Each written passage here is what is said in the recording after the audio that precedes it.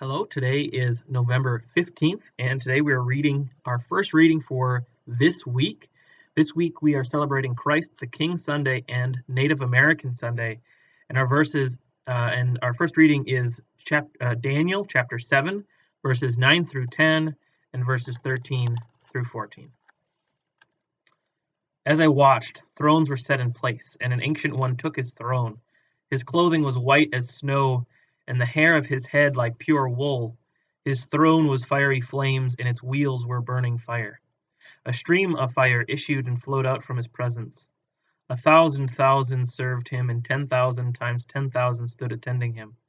The court sat in judgment, and the books were opened. As I watched in the night visions, I saw one like a human being coming with the clouds of heaven, and he came to the Ancient One and was presented before him. To him was given dominion and glory and kingship, that all peoples, nations, and languages should serve him. His dominion is an everlasting dominion that shall not pass away, and his kingship is one that shall never be destroyed. So this passage from Daniel is our first reading, and it dives right into this metaphor for Jesus, or this symbol of Jesus as king. And that might be language that we're not familiar with or comfortable, maybe even. That kingship is not necessarily in our vocabulary as Americans. We don't imagine ourselves as having a king or needing a king. In some ways, the American Revolution was a rejection of monarchy. And so we as Americans, much like a lot of the rest of the world, have rejected that particular form of authority. So what do we do with this analogy? What do we do with this understanding of Jesus as king? Well, in some ways, it's good to contextualize books, especially books like Daniel.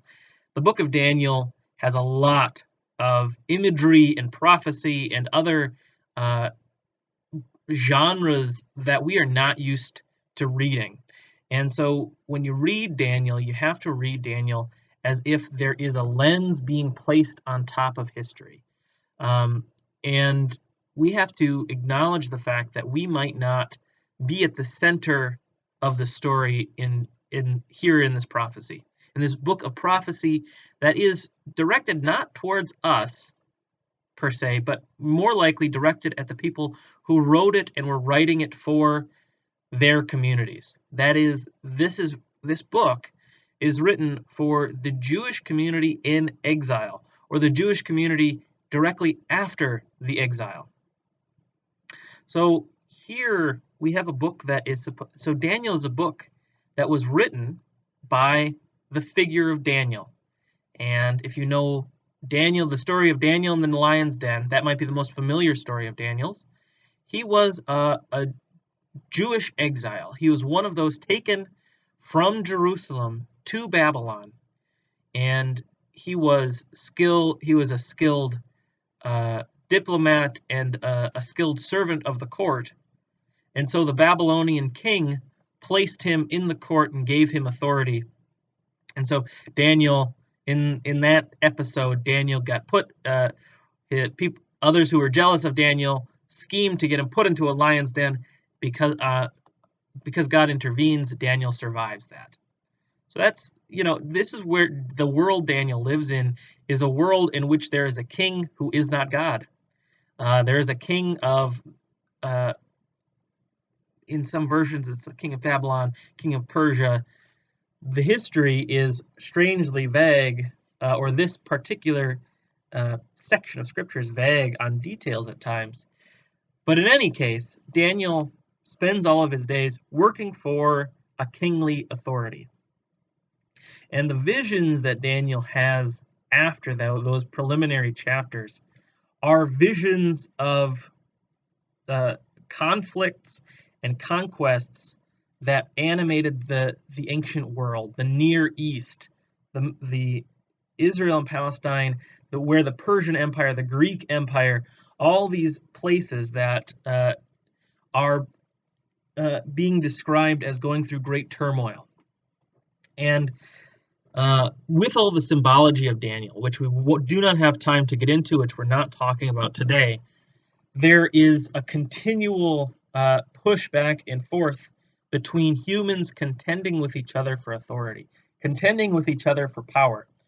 And the prophet the prophet is watching aghast at these visions of literal. He uses this image of beasts tearing at each other. And then the scene shifts here in chapter 7.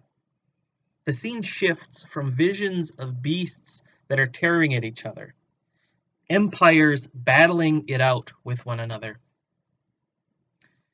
And then we are brought into another king's court, the place of true judgment. And the Ancient One took his throne.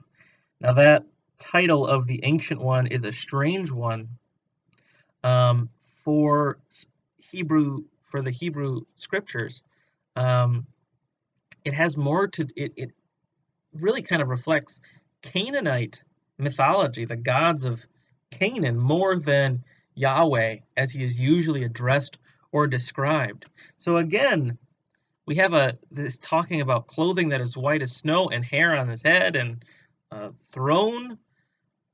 But this is, again, these are symbols that get at a being that is entirely unlike these human kings which are more like animals in their quest for power and domination.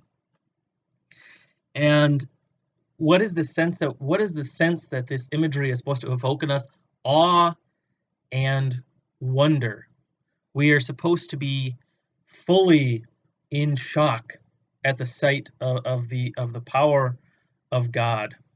And what Daniel is saying is that God is in full control, God is in full judgment of these empires which presume to take the place of God. And then Daniel describes another figure coming in, one like a human being coming with the clouds of heaven. And this is where we get this term Son of Man occasionally. And for us, we might, as Christians, understand this figure to be Jesus. And it says, to him was given dominion and glory and kingship, that all peoples, nations, and languages should serve him. His dominion is an everlasting dominion that shall not pass away, and his kingship is one that shall never be destroyed. So we have here Daniel seeing a vision of a court that is miles above, infinitely above, the courts and empires of these other human kings. That this Ancient One is above such things. That God is in control, and God intervenes in the world through this one that is like a human being. And so, how do we understand the kingship of Jesus? Well, we turn to what Jesus did himself in response to people calling him the Messiah. Jesus knew that people expected the Messiah to be a real king, a human king with a kingdom and laws and dominion over others that would be similar to the empires of the past, similar to the empires that Daniel himself knew about and despaired over. But Jesus is a king that is unlike other kings. He is a king that rejects violence.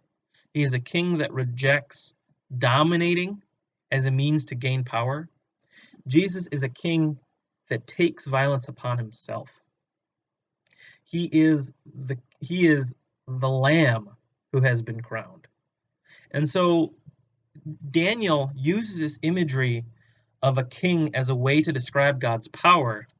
And then this idea of kingship gets developed through Scripture and developed by Jesus himself to assert that kingship does not stop with God's power. It doesn't just mean that God has dominion, but that in fact God rejects power for power's sake out of love for the people.